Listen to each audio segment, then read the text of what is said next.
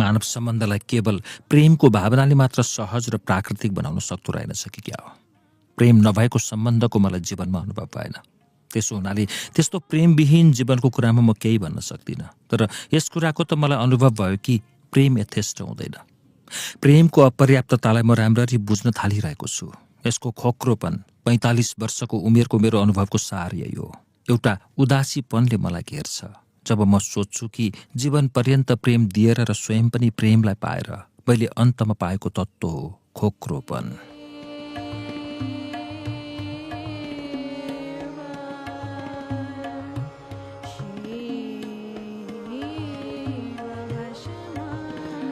कहिले कहिले लाग्छ सायद मेरा त्यस्ता विचार मेरो उमेरको परिणाम हो, सक्रिय जीवनको समाप्तिपछि हो। अहिले म त्यस आयुमा पुगिसकेको छैन जसकारण म आफूलाई बुढो भन्न थालौँ। शारीरिक र सामाजिक उत्तरदायित्वको सक्रिय पूर्तिमा मैले अझै आफूलाई शिथिल पाएको छैन, तर यौवन ममा छैन। जीवनमा 1-2 कदम चालेपछि वृद्धको श्रेणीमा परिहाल्छु।